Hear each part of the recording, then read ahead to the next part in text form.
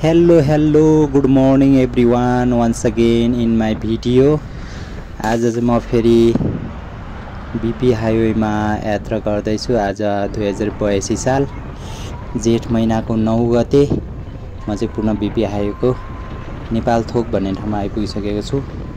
यो बाढीले गर्दा क्षतिग्रस्त भएको एरिया, यो नेपाल थोकको चेक पोस्टबाट अहिले चाहिँ माथिबाट नै गाडीहरू जाने गरी व्यवस्था मिलाएको छ। रोडलाई केही हदसम्म माथि उकासेर त्यो पहिलाको पुरानो रोड भएकै लेभलमा उकासेर चाहिँ रोड चाहिँ माथि ल्याइसकेको अवस्था छ। तर यो चाहिँ पूर्ण रूपमा चाहिँ निर्माण चाहिँ गरिएको छैन, जस्ट रोडलाई चाहिँ माथि उकास्ने काम भइरहेको छ। यो खोला पनि एकदम डेन्जरस नै छ। यो खोलामा बेला बेलामा चाहिँ एकदम ठुलो बाढी आएर चाहिँ बेला बेलामा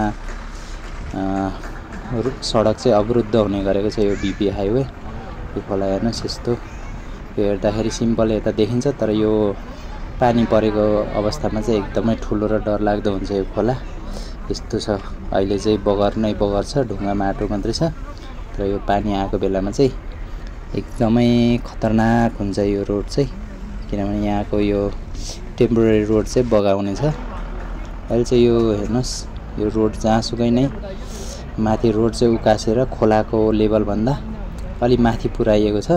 तर यो चाहिँ के भने, यो चाहिँ पूर्ण रूपमा निर्माण चाहिँ गरिसकेको छैन, जस्ट माटो थुपारेर उकासिएको कारणले गर्दाखेरि यदि पानी पऱ्यो भने चाहिँ यो चाहिँ पुनः बग्ने सम्भावनाहरू छ। यो हेर्नुहोस्, यो यहाँतिर चाहिँ फेरि अहिलेसम्म रोडको लेभल खोलाकै लेभल लगभग छ। यो चाहिँ यदि यहाँतिर पानी हेर्नुहोस्, यति पानी माथि माथिसम्म आइसकेको छ। बर्खामा यदि ठुलो पानी पऱ्यो भने यो रोड चाहिँ सञ्चालन नहुने नै अवस्था देखिन्छ। अहिले पनि यो पानी हल्का परिरहेछ, हल्का पानी पर्नसाथ खोला चाहिँ बढेर हेर्नुहोस् गाडी गुड्नलाई अहिले पनि अलि अप्ठ्यारै छ। नर्मल सिम्पल सानो गाडीहरू गुडिरहेछ, ठुलो गाडी गुड्नलाई चाहिँ यो रोडमा अप्ठ्यारै छ। अहिले पनि यो पुरै बगर नै छ, अहिले पनि बगरमै बिच ठाउँ ठाउँमा उकासेको छ। बिचमा केही भाग चाहिँ अहिले चाहिँ त्यो पहिलाकै पुरानो खोलाभित्रबाट नै हिँड्नुपर्ने अवस्था अहिले पनि छ। तर अहिलेलाई पानी त्यति ठुलो नपरेको कारणले गर्दा त्यति साह्रो समस्या चाहिँ देखिएको छैन। अलिकति ठुलो पानी पर्नुसाथ यो रोड चाहिँ, यो सडक, यो बिपी हाइवे चाहिँ अवरुद्ध नै हुने अवस्था देखिन्छ। यो ठाउँ ठाउँमा चाहिँ खोलाले नबगाएको पार्ट्सहरू पनि छ, त्यसमा चाहिँ राम्रै छ रोड। हेर्नुहोस्, खोलाको लेभल अहिले नै बढिसक्यो। अलिअलि यही सानो खोलाले पनि अलिअलि रोडलाई कटान गरिरहेको देखिएको छ। रोडलाई हल्का हल्का बगाउन थालिसकेको देखिएको छ। अहिले नै हल्का पानी पर्दाखेरि नै यस्तो अवस्था छ। हेर्नुहोस्, यति ठुलो बाढीले गर्दा यो पुरै रोडहरू यस्तो अवस्थामा ल्याइसकेको छ। चाहिँ बिपी हाइवे चाहिँ यसलाई पुनर्निर्माण नगरेसम्म चाहिँ यो चाहिँ सञ्चालनमा ल्याउनु बर्खा सिजनमा चाहिँ गाह्रो नै होला। यो अब जेठ लागिसक्यो, अब असारतिर, असार साउन भदौसम्म चाहिँ ठुलो पानी पऱ्यो भने यो रोड चाहिँ पूर्ण अवरुद्ध नै हुने जस्तो अवस्था देखिन्छ। तर नर्मली पानी नपर्दाखेरि चाहिँ सञ्चालन भइरहेकै अवस्थामा छ। यस्तो छ रोडको अवस्था, हेर्नुहोस्। हेर्नुहोस्, यो पुरै रोडको त केही नामो निशानै छैन। उही माटो थुपारेर माथि उकासेर रोड बनाएको अवस्था छ। कुनै ठाउँमा चाहिँ जहाँ पानीले बगाएको छैन त्यो ठाउँमा चाहिँ ठिकै छ रोड। यहाँ अहिले पनि बगरतिर यहाँ ट्रिपरहरूले गिटीहरू ओसारेर, बालुवाहरू, माटोहरू ओसारेर ठाउँमा रोड उकास्नुको लागि तयारी चाहिँ गरिरहेकै देखिन्छ अझै पनि। यस्तो छ बिपी हाइवे। अहिलेलाई भने यात्रा त्यति समस्या होला जस्तो थिएन, पानी धेरै ठुलो परेको छैन, सिमसिम पानी मात्रै परिरहेछ। अहिले चाहिँ यस्तो छ, हेर्नुहोस् गाडी। अहिले यहाँ चाहिँ यो मङ्गलटार एरियामा सबभन्दा धेरै घरहरू खोलाले बगाएको चाहिँ यही एरिया हो। त्यो एरियामा नि अहिले चाहिँ रोड चाहिँ माथि उकासिसकिएको छ। रोडको नामो निशान त केही देखिँदैन पुरानो रोडको, त्यही बगरै बगर कुद्ने हो। बगरलाई पनि माथि उकासिएको छ, त्यही बगरकै माटो ढुङ्गाहरू थुपारेर अलिकति भने रोडलाई माथि उकासिएको देखिन्छ। तर यो पानीले यतातिर तानिसकेको छ, रोडहरू तल भाँसिन थालिसकेको छ यो एरियामा चाहिँ। त्यही भएर गाह्रो छ यो राजमार्ग सञ्चालन हुनु चाहिँ।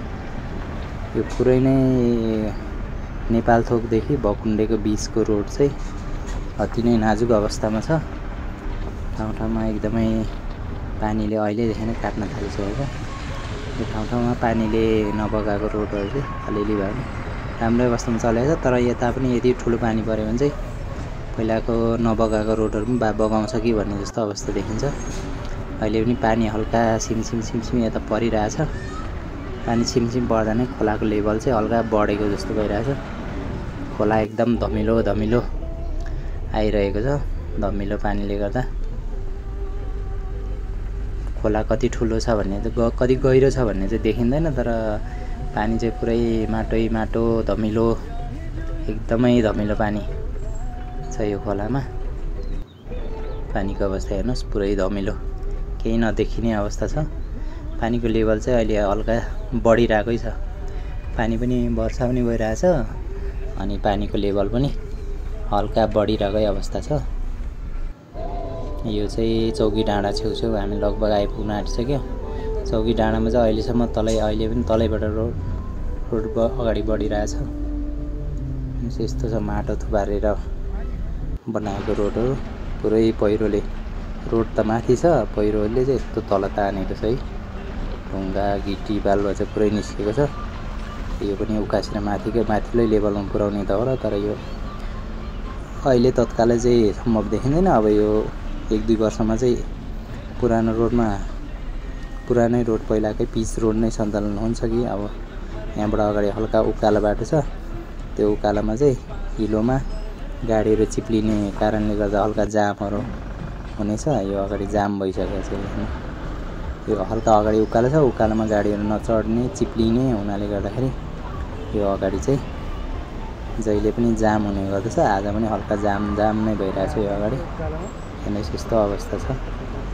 पुरै गाडीहरू चाहिँ यस्तो तलबाट नै एकदम जबरजस्ती लानुपर्ने, बिचमा नचढ्ने हुनाले फेरि गाडीहरू चाहिँ रोकिने अवस्था छ। अब यहाँ हामी जाँदा नै यहाँ पनि रोकिनुपर्ने अवस्था छ, किनभने उकालोमा अगाडि पुरै जाम भएर बसिरहेछ गाडीहरू।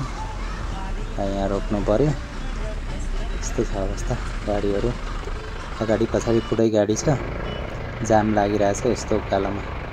त्यही भएर गाह्रो छ। बर्खामा यो बिपी हाइवे यात्रा गर्नु हल्का समस्या नै देखिन्छ। अब आजको मेरो भिडियो चाहिँ यही जामबाट इन्ड गर्नु पर्ला। अब योभन्दा अगाडि भकुण्डेदेखिको रोड त लगभग राम्रै अवस्थामा छ। यो चौकी डाँडासम्मको रोडको अवस्था चाहिँ यस्तो छ। मेरो भिडियोहरू हेर्दै गर्नुहोस्। अरू पनि भिडियोहरू आउँछ, भ्लगहरू पनि राम्रै आउँछ। यो चाहिँ मैले हल्का अपडेट जस्तो मात्रै दिन खोजेको। अरू भिडियोहरूमा चाहिँ म भ्लगको रूपमा भिडियो बनाउँछु। यसलाई चाहिँ एउटा भिडियो जस्तो मात्रै बनाएको छु मैले। यसलाई चाहिँ भोइस ओभर गरेर बनाएको छु। त्यही भएर हेरिदिनु होला।